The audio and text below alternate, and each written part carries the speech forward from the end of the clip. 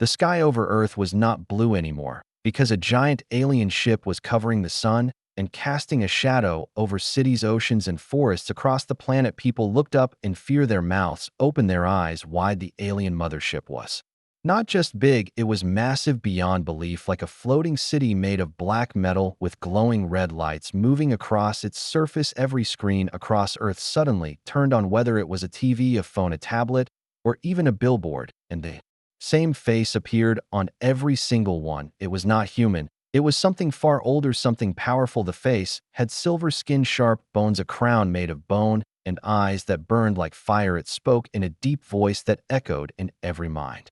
No matter the language, people stopped moving. They held their breath as the alien face spoke, and behind it, there was a huge throne room full of strange technology and glowing symbols. The voice said, "This is General Tikir Val of the Zarnathi Empire. You will kneel or you will burn." Panic spread across the earth faster than wildfire. Leaders of nations called emergency meetings. Armies moved into position. People grabbed their children and rushed into bunkers. Churches filled with people praying for safety. Everyone knew the name Zarnathi. They were not just an alien race. They were conquerors. They had taken 10 planets before Earth and destroyed 2 others that resisted in a hidden military base under the icy ground of Iceland. A woman named Commander Alara Voss stood alone in a dark room. Her short black hair was wet with sweat, her brown eyes sharp as a blade. She had not spoken a word since the message began. Instead, she watched the screen, closely listening to every word, every pause, every breath of the alien general. She did not panic. She did not blink. She had been waiting for this moment for years. She turned and walked down a long hallway, her boots echoing against the metal floor. Soldiers stood at attention as she passed by whispering her name in awe and fear. Alara Voss, the hero of the Mars siege, the one who outsmarted the Pyrran lords, the woman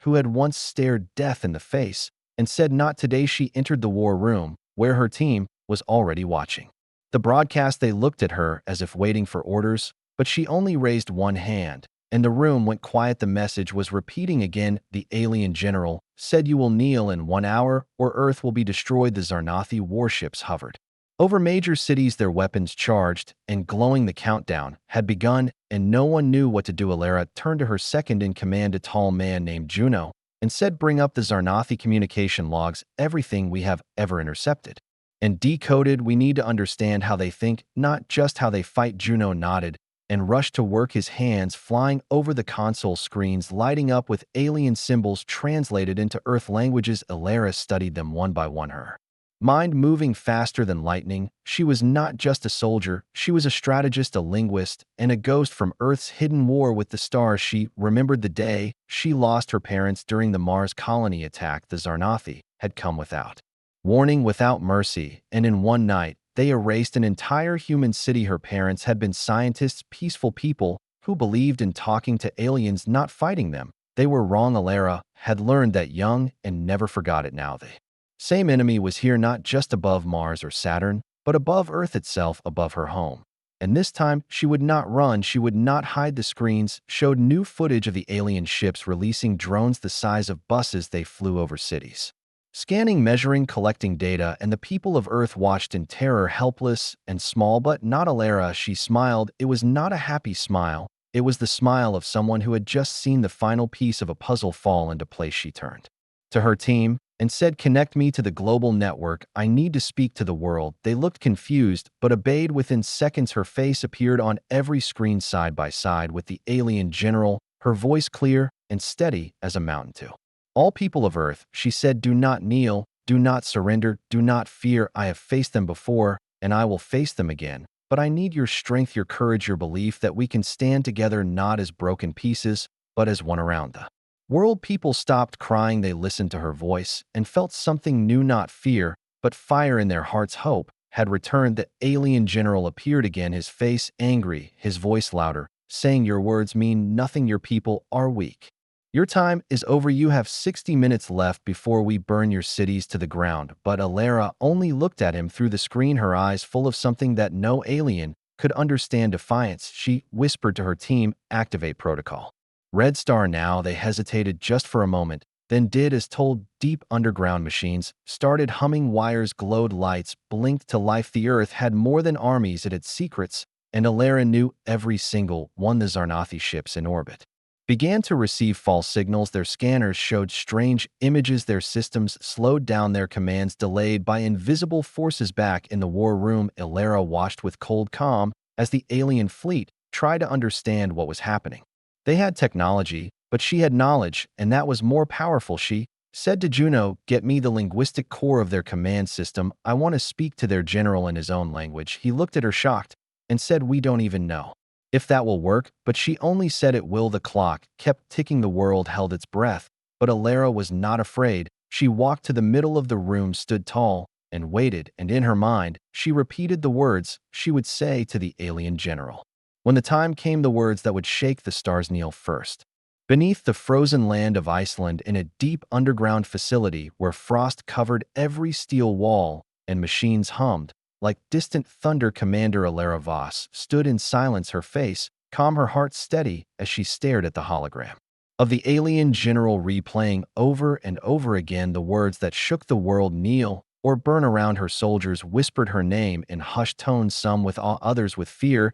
They all knew her story, or thought they did, but none knew the whole truth. Not even her closest team members, not even Juno, who had served beside her since the Battle of Titan. Alara Voss was not born a warrior. She was born on the Mars colony in a research station filled with books, quiet music, and the laughter of scientists. Her mother was a linguist who studied ancient alien dialects. Her father was an engineer who built communication satellites. They believed in peace and unity, in the dream of reaching out to other stars with open hands instead of weapons. But peace was not what the universe offered, and Alara learned that lesson before she turned 12 when the Zarnathi attacked Mars. Without warning, without mercy, the sky turned red with fire and the ground shook with explosions. Her parents rushed to hide her in an underground vent just before the wall collapsed, and they were gone forever. She lay hidden for 2 days without food, without light, listening to the screams above her and the cold silence that followed when the voices stopped. When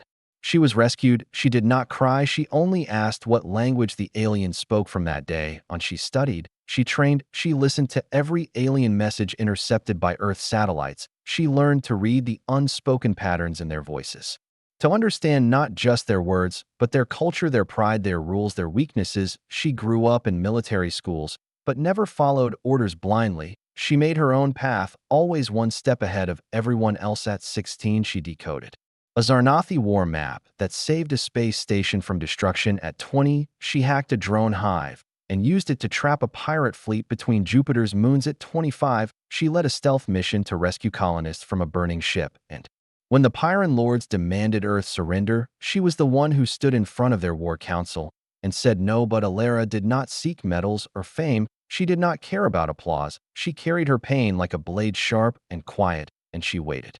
Always waited for the day the Zarnathi would return to Earth, so she could face them herself. Now, that day had come, and the world trembled while she stood firm, because she had prepared for this moment more than anyone else on the planet. Her mind was a weapon more powerful than any gun, her voice more dangerous than any missile. Juno stepped into the room, holding a data tablet, his face pale with worry. He said, "We've pulled every Zarnathi communication from the last 10 years. We've analyzed their tone structure, command hierarchy, and ship logs. There's a pattern. They always give one warning, then strike at the 55-minute mark, not the 60th. Alara nodded, slowly absorbing the information. She said, "How long do we have?" He answered, 43 minutes. She looked around the war room, screens flashing with maps of the sky, alien ships in orbit, enemy drones circling power grids, and satellite feeds showing the faces of people around the world, crying, praying, hiding. She walked to the central console and said, "Bring up the Zarnathi dialect model level 7. Focus on authority speech forms and emotional triggers." The system lit up with strange symbols flowing across the glass like rivers of light. She placed her fingers on the keyboard and began typing with purpose and speed. Juno watched her, then said softly, "Are you really going to speak to him?" Alara said, "Yes, but not just speak. I am going to make him listen." The team stared at her, unsure what she meant, unsure if it was even possible to make a Zarnathi general stop and listen. But Alara knew something they did not. She said, "Years ago, I intercepted a message sent from General TK Val to his war council. He spoke about honor, about conquest, about how weakness disgusted him, but he also spoke of fear, not his own fear, but fear of an idea, the idea that one day a species would look into the eyes of the Zarnathi and not flinch. She looked up from the console, her eyes burning with quiet fire, and said, I am going to be that idea. Her voice was calm, but inside her heart beat like thunder. Every second that passed was another step closer to the invasion, another child crying, another family breaking, another city falling into darkness, but she would not allow it. She had not survived the siege of Mars to let Earth fall, not without a fight, not without showing the Zarnathi that humans were more than numbers on a war map. She activated the translator prototype, a device her mother once dreamed of building. One that could not only translate words, but convey emotion, structure, thought, even challenge. She said to Juno, connect me directly to their flagship channel. Use the emergency override code. They won't expect that frequency. It's a leftover from the Vega Treaty breach. They never fixed it. Juno hesitated, but nodded, then entered the code. Lights flickered, systems groaned, and suddenly the war room filled with a deep hum, a sound like space breathing. Then the screen changed, and the face of General TKR appeared once again, silver skin, glowing eyes, and a sneer curling his lips. When he saw her, he said, you again, you will deliver Earth, surrender, or be the first to fall. Alara stood straight and tall and answered in perfect Zarnathi, her voice sharp and clear. She said, I bring no surrender, I bring only a mirror, so you can see what you fear. The general blinked, shocked that she spoke, his tongue shocked that she spoke with the confidence of a leader and not a servant. He said, you dare mock me? She replied, I do not mock, I reveal. Kneel first. For a moment there was silence across space, across the war room, across the world, as those two words echoed into the void. Then the screen went dark and the signal was cut. Juno turned to her in shock and asked, what did you do? Alara looked at him and said, I just started a war of ideas. She turned back to her console, eyes focused, voice steady, and said, prepare Red Star Phase 2. We are not done, yet we are just beginning. The world did not sleep that night as the sky above cities turned red with warning lights, and strange humming sounds filled the air like a storm that had no wind or rain, only tension and fear. The Zarnathi ships descended from the clouds, silent and terrifying, shaped like daggers in the sky, glowing with lines of energy and symbols unknown to mankind. They floated above New York, Tokyo, Cairo, Moscow, and every major city with perfect timing, as if they already knew the shape of the planet better than those who lived on it. People ran into buildings, some stared from rooftops, others fell to their knees hoping to be spared, hoping the aliens might show mercy. But the Zarnathi were not known for mercy, they were known for domination, control, and the slow crushing of worlds that did not obey. In Geneva, where the United Earth Council had gathered to discuss surrender, the ground shook as the first alien transport ship landed. It hissed steam from its sides and opened with a loud crack, and a ramp unfolded like a serpent's tongue from the darkness. Inside, tall, armored figures marched forward with skin like stone and helmets that gleamed like molten metal. They held weapons that glowed blue and moved with mechanical grace and terrible purpose. Behind them came the leader, General TKR Val, taller than any of his guards, his shoulders broad, his cloak black with the red symbol of the Empire shining across it. His eyes scanned the humans before him, and he sneered as if he were already bored. He spoke without hesitation, without translation, his voice booming through speakers in every direction. He said, kneel or be erased. The members of the council looked at one another, confused and afraid. Their translator devices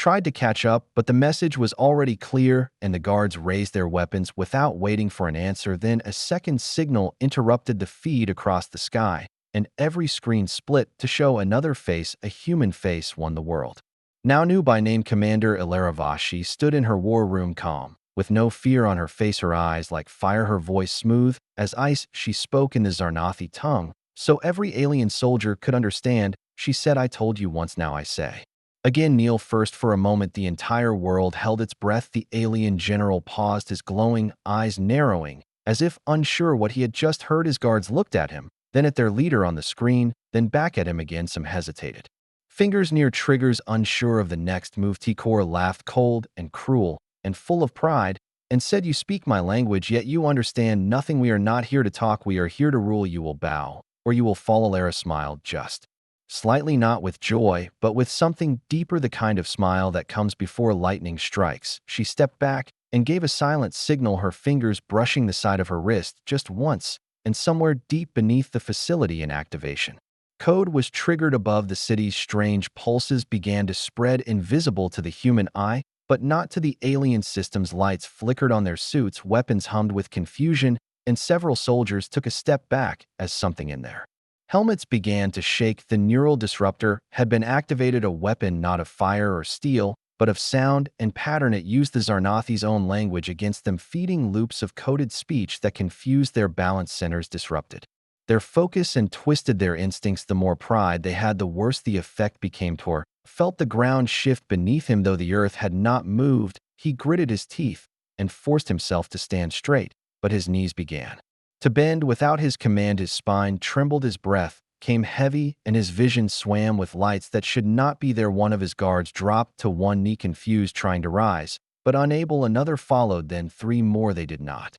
understand why, but their bodies betrayed them, their minds overwhelmed by the very structure of the language they were trained to speak with power. Alara watched it unfold from her screen, her hands steady as she controlled the pulse pattern, increasing it by the second, layering tones and commands that targeted the deepest parts of Zarnathi. Pride, the instinct to lead, the refusal to submit, the hunger to dominate, all of it turned inward like a mirror sharpened into a weapon. Tikor roared in anger, but his voice cracked, and he fell forward, catching himself with one hand, his knee hitting the ground in front of the council, who watched with eyes wide and mouths open, unable to believe what they were seeing. The great alien general had knelt. Alara's voice returned, now softer, but even more powerful, because it was steady when his was not. She said, "You brought your ships, your threats, your pride, and you thought that would be enough, but you never studied us, not truly, not the way we studied you." She leaned closer to the camera and said, "We do not kneel to fear, we do not kneel to fire, and we do not kneel because someone shouts louder. We kneel only to those we respect, and you have shown us nothing worthy of that." The signal spread to every device.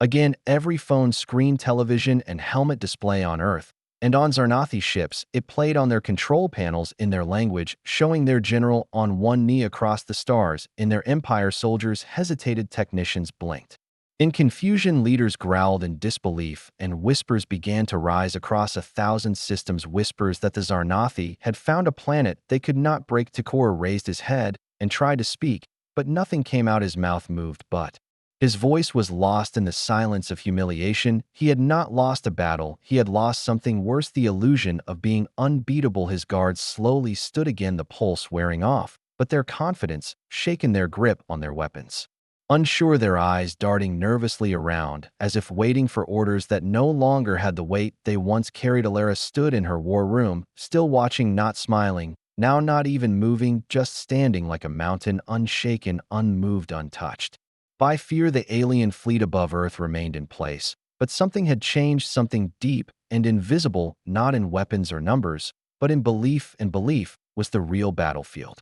The silence after TKR knelt was not peaceful, it was sharp and heavy, like a blade hovering over every mind, both human and alien, as if the entire galaxy held its breath and waited to see what would happen next. No one moved in the war room, no one moved in Geneva, where the alien soldiers still stood frozen, their glowing weapons pointed at a council too stunned to speak. Commander Alara Voss remained on the screen, her voice had not risen, her face had not changed, but something had shifted. Something invisible, something deeper than words. It was a kind of power that did not come from weapons or ships. It came from truth, from the raw, unshakable confidence of someone who had been preparing, not for months, not for years, but for her entire life. Tikor slowly pushed himself back up, his breath heavy, his hands clenched, his armor sparking from the neural pulse, his pride wounded in a way no healing chamber could fix. His eyes burned not with power, but with rage and shame, emotions the Zarnathi had no words for and no training to control. He growled in his native tongue, a deep echo that rattled his guards, but Alara responded, without fear, her voice clear and sharp like a knife sliding between armor. She said, "Your reaction proves everything I said. You thought fear was a tool, but you do not know what to do when someone does not fear you." Across the Zarnathi fleet, commanders watched their screens, unsure whether to follow the last command given by a kneeling general or wait for something else. Many turned to their own crew, asking questions. No one had answers for why did the humans not fall? Why did our system stutter? Why did he kneel inside the Earth war room? Alara signaled to Juno, without speaking, her eyes saying more than words ever could. Juno activated the next stage of the protocol, and sent out data bursts to every human satellite and captured drone in orbit. Within seconds, holograms appeared in the air around every major city, showing live footage of the alien general on one knee, his face twisted with anger and disbelief. But the footage was more than simple video. It included frequency patterns, emotion analysis, and sound wave overlays, all translated into the Zarnathi language with expert precision. It was not just an image, it was a message, and that message was clear. Your general failed to break us. Your strongest could not shake our weakest. Your pride is no longer power in their empire. Across the stars, the people of Zarnath watched from their towers and temples, their war rooms, and their halls of judgment. They stared at the broadcast, unsure whether to believe it, but unable to look away. For the first time in their long rule, the face of their top general had been touched by defeat. Tikor raised his hand to silence his guards, but they did not move quickly like before. They hesitated, just a blink of delay, but it was enough to change everything. He turned to Alara and spoke again, this time slower, his words heavy. I underestimated you. He said, your species has no record in our archives of victory, no strength that matches ours. And yet here you stand. Alara stepped forward on screen and said, that is because you study only battles, not people. You read numbers, but not stories. You measured our weapons, but forgot to measure our will. Tikor's face twitched, his hands flexing at his sides, his voice lowered. You used something against me, something that turned my body against my mind. What was it? Alara answered without pause. It was your language, your pride, your rhythm, your command structure. I used your own words, your tones, your history. I studied the sounds that give you strength and turned them into keys that unlock your weakness. Juno watched her with a kind of awe. He had never seen anyone speak to a Zarnathi like that, not with hate, not with fear, but with deep understanding, as if she had cracked a code, not just of words, but of identity. In Geneva, the human council stood as one and slowly took a step forward.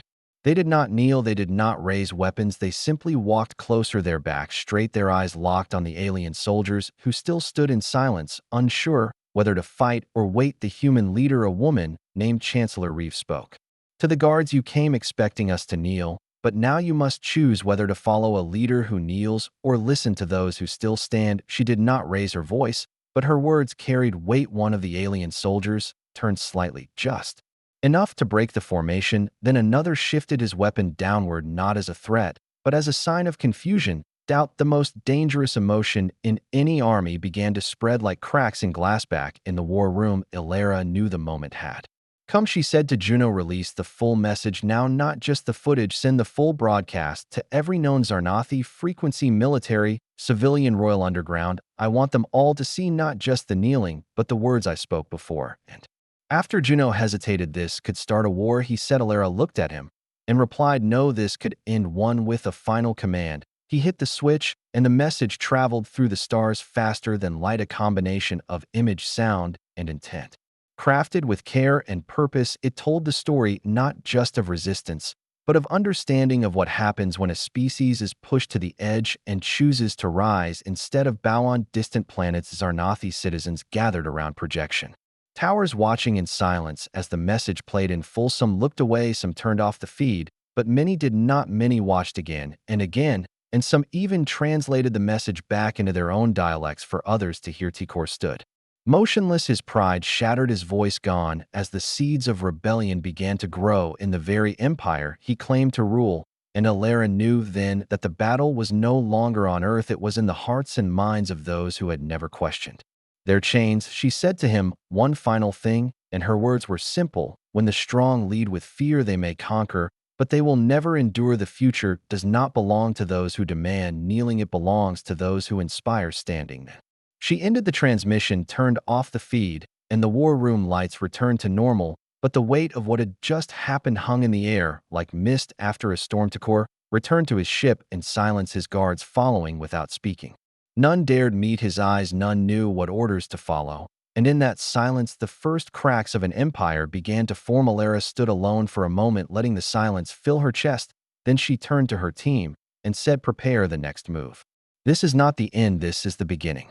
The stars above Earth glowed cold and silent as the alien fleet hung in place like statues made of steel, and fear weapons still charged, engines still humming, but without command, without direction, without the voice that once made them unstoppable. And inside the command center of the flagship, General Tkr Val stood alone in front of a darkened screen, his reflection staring back at him like a ghost wearing his face. His guards stood at the edge of the room. Not one of them spoke, not one of them moved. They had seen the broadcast. They had seen their leader brought to his knees by a human, not with weapons, not with force, but with words, and the silence between those words had cut deeper than any blade on earth. The people were still.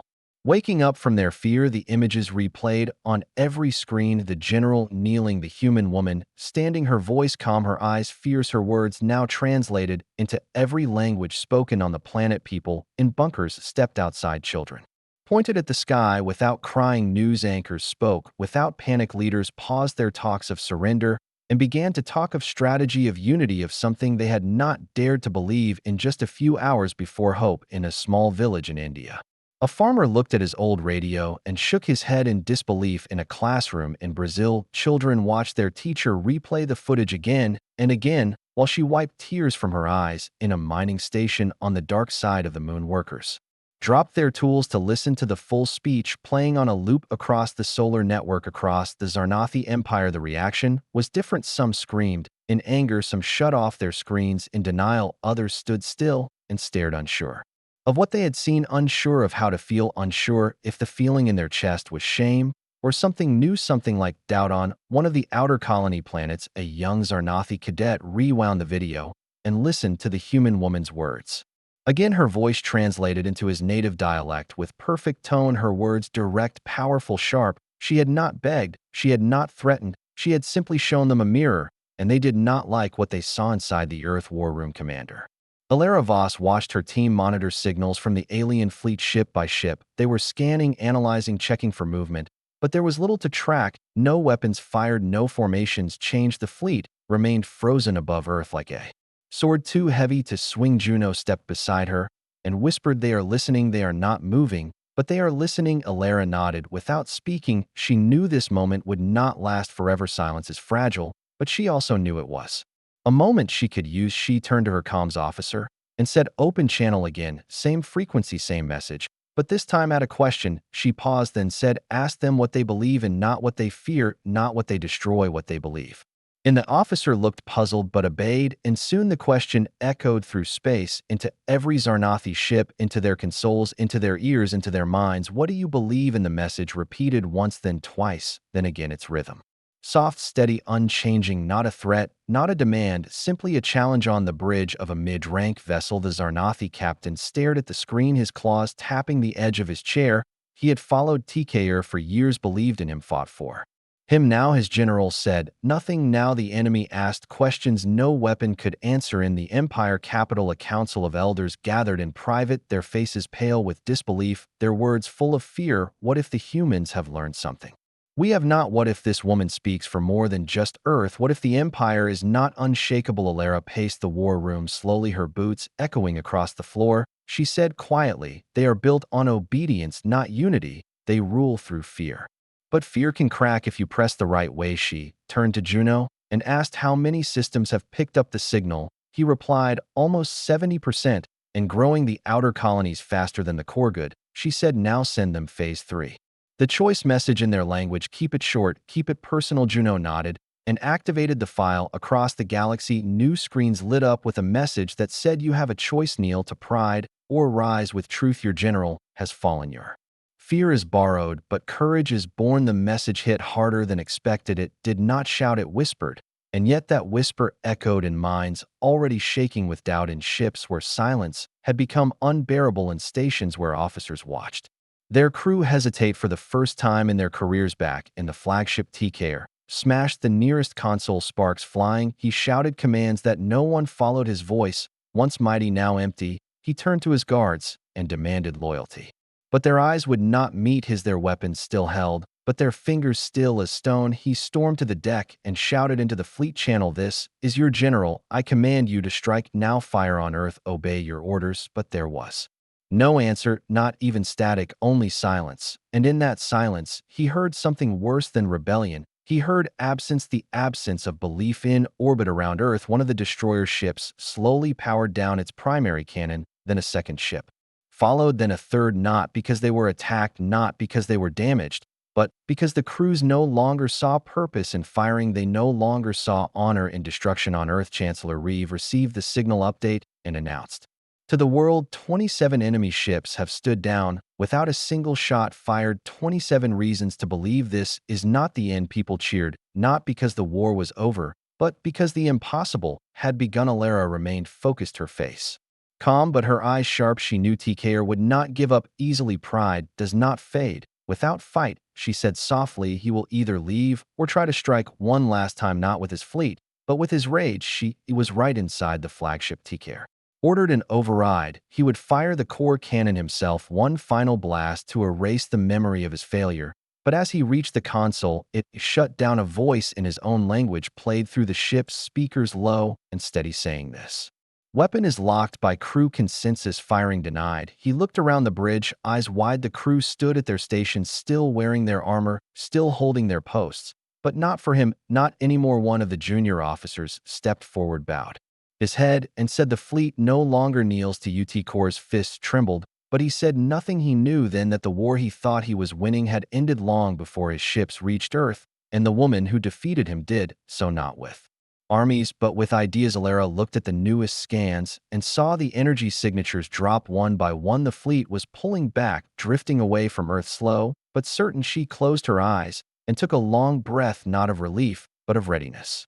This was not victory, not yet. But it was the turn, the point where fear bent and belief rose, where the question had changed from can we win to how we lead. After and in the silence that followed, her team stood taller than before, not because the threat was gone, but because now they knew it could be faced.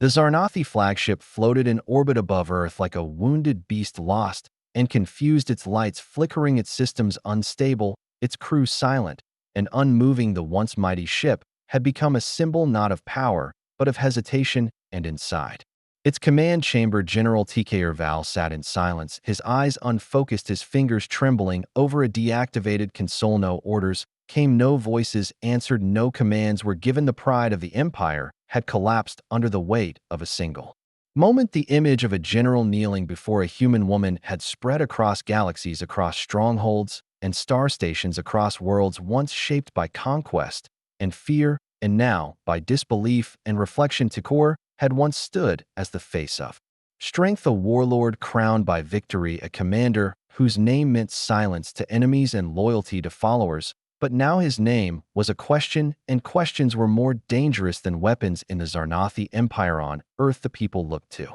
the sky no longer as victims, but as survivors, as thinkers, as builders of tomorrow. The broadcast did not end with the kneeling. They continued, showing Alara's face, her words, her message, repeating, not with anger, not with pride, but with calm quiet truth that spoke deeper than shouts ever could. In the Earth war room, Alara stood before the master screen, her arms crossed, her face still, her eyes locked on the latest transmission from a distant colony on the edge of Zarnathi space. The colony governor had stepped down, surrendering command to local citizens, claiming he no longer believed in the structure that had demanded obedience without understanding. Juno stood beside her, reading the reports, his voice low. The cracks are spreading.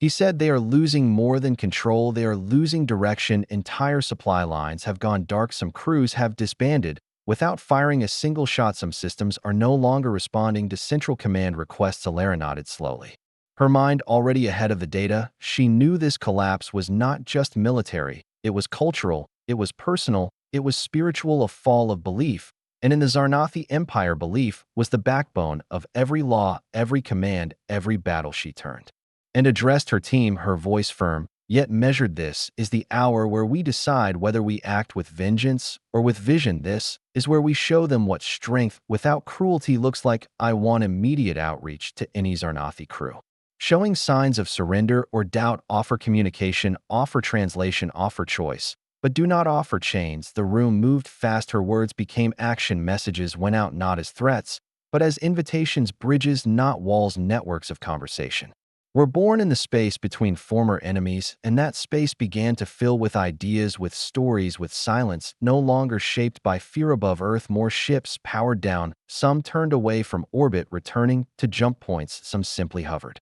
without orders, waiting for direction from a voice they could trust, one that no longer existed. Her remained inside the command chamber, alone, his guards gone, his officers gone, his purpose gone, the voice in his head, once clear and commanding. Now a whisper of memory. He stared at the screen and saw his own face during the kneeling, and in that face, he saw the end of something older than himself, something he could not rebuild with fists or fire. On the other side of the galaxy, a council of elders met in a dark chamber, the silence between them louder than words. One spoke finally, a thin figure with trembling hands. She said, "We built the empire on the belief that we would never bow, that fear would always rule. Now fear has become a shadow, and shadows do not hold walls together." Another elder spoke and asked, "What do we do now? What do we become now? What holds us, if not fear?" No one answered. In the war room, Juno approached Alara with another report. More colonies refusing supply.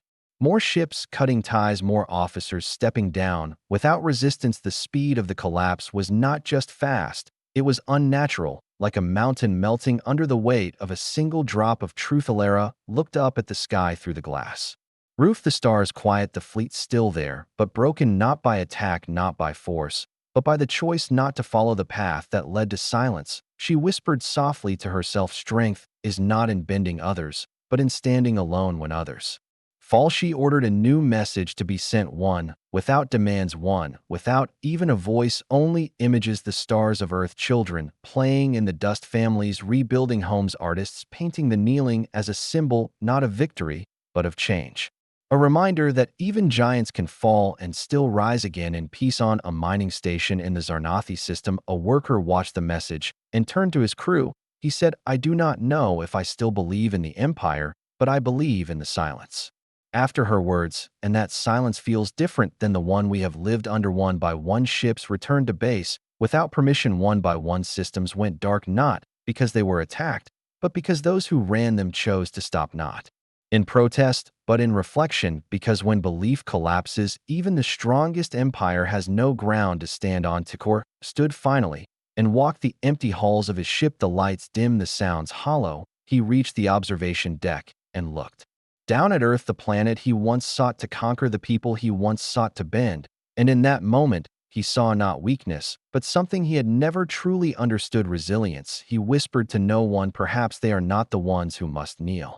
Perhaps we were the ones bowed by our own pride." Alara received a signal from the flagship, a simple request, not for surrender, not for discussion, only for silence between equals. She accepted the channel and watched as the screen lit up with his face again, not proud, not angry, only quiet. She said nothing, he said nothing, and for a long time that silence spoke for them both. In the Empire capital, the council disbanded without vote, without decree, each elder walking away into a future they could not name, their thrones empty, their titles meaningless. Without belief behind them, the fleet above Earth began to drift, no longer held by purpose, no longer aiming for war. Some ships scattered, some returned to origin, some remained in orbit like watchers.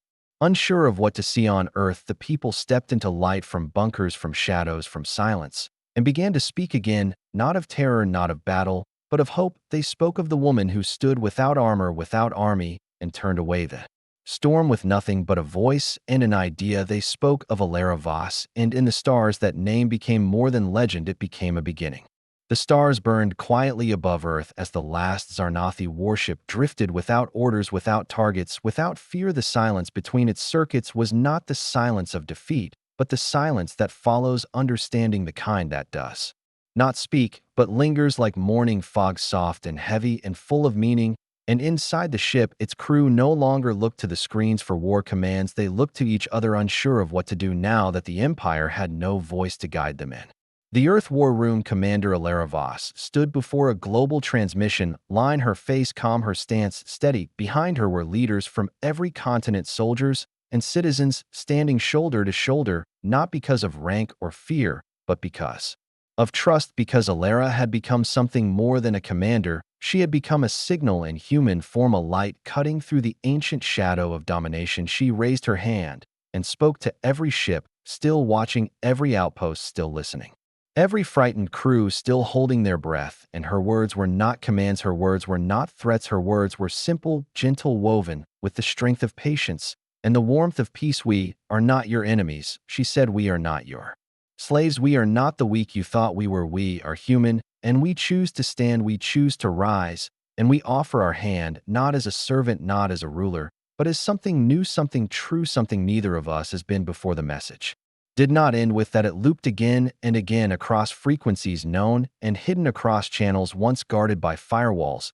and guarded by fear. It traveled beyond Earth, beyond the solar system, past patrol lines and empire zones. It reached moons where rebels lived in silence and stations abandoned by time. It reached even the forgotten corners of space where the Empire's hand had once been strongest and now faded like a name written in sand. In the Zarnathi capital, the elders had left their chambers, their statues untouched, their armor still displayed, but without purpose, without meaning. The people gathered in public halls not to protest, not to rise, but to listen to one another, something that had not happened for generations. A soldier sat beside a farmer, a governor beside a teacher, and all watched the same message play on loop. The face of the woman who spoke not of victory, but of possibility on Earth. Changes moved quickly, yet quietly. In schools, children drew images of spaceships planting seeds instead of weapons in fields. Across nations, banners were taken down and new ones raised with symbols that meant unity instead of fear. Even the word alien began to shift in meaning. It no longer meant unknown, it began to mean unspoken friend. In orbit, some Zarnathi ships chose to leave not in retreat, but in thoughtful return to their homes, not to carry tales of shame, but to plant seeds of questions that might one day bloom into better things. Others chose to stay hovering peacefully over Earth like guests who had overstayed their welcome, but now wished only to observe with respect. One such ship opened a signal, a simple greeting in a mix of languages, human and Zarnathi, broadcast from their bridge without pride, without shame, only honesty. And Ilera received it with a nod, her eyes soft, her voice steady, as she replied, not in power, but in invitation. You are welcome here, she said, if you come not to conquer, but to learn. The crew of that ship sent down a small vessel carrying gifts, strange crystals, music encoded in alien tones, plants that glowed with soft colors, and knowledge stored in light. The vessel landed in a peaceful valley, greeted not by guns, but by song and laughter. Juno watched this unfold from the Earth base. His arms crossed, his heart still heavy from everything they had survived, and he said softly to Ilera, do you think they will change, really change? Ilera looked up at the sky and said, they already have, even if they do not know it yet. The next message was unexpected. It came from the Empire Edge, from a colony long cut off from command. Its governor had declared the territory no longer Zarnathi, but something new, something born from the silence of the fall. They called themselves the Order of Understanding and asked to open talks with Earth, not as rebels, not as rulers, but as equals. The name spread quickly. Other colonies copied it, then added to it, then changed it again. New groups forming, new banners raised across different worlds. The names did not matter. The meaning was clear. The empire was no longer feared because its foundation had vanished, without war, without blood, without a single shot fired. After the day their general knelt, and in the center of this shift stood Ilera, not crowned, not elected, not worshipped, simply followed, not because she demanded it, but because she offered direction. Without control, she met with former enemies, now visitors, sat with them in long halls under open skies, not in secret bunkers. She asked them what they hoped for, not what they feared. She told them of Earth, not in glory, but in truth, our failures, our triumphs, our grief, our joy. And in return, they shared their own, and something new began to take root, something both species could build together. In the southern desert of Africa, a monument was raised, not of metal or stone, but of glass, layered with the faces of those who stood without fear, each panel etched with the words "Kneel first" in dozens of languages. Not as a mark of dominance, but as a reminder of the moment pride met courage and yielded. On a quiet morning in the Mars colony where Ilera had been born, a child walked through a rebuilt library, holding a history book with her picture on the cover. The child stopped beside a window, looked out at the red sky, and whispered to no one, I want to speak like her one day. I want to make people stand, not fall. And that was the true change, not the fall of a fleet or the silence of a general, but the quiet ripple in hearts across planets, across species, across time. Tekor Heval remained unseen after the retreat. His image never surfaced again. Some believe he returned to the core, some believe he vanished into exile. Others said he walks among the colonies now, not as a leader, not as a voice, but as a listener, as a man learning for the first time how much he never knew. Ilera never claimed to be the one who ended the empire. She only said, I reminded them they could choose something else. And that reminder lived on in every message, in every rebuilt city, in every peaceful meeting, in every child who asked, what if instead of when years passed? And peace was not perfect, but it was possible, and that possibility was stronger than any weapon because it grew from choice, not from orders, from hope, not from fear. And across the stars, whenever a conflict stirred, whenever voices rose in anger, there was always someone who would speak softly and say, remember Earth, remember the one who did not shout, remember the one who simply said, kneel first. And those words would echo again, not in war, but in wonder, not in silence, but in understanding, not in power, but in peace.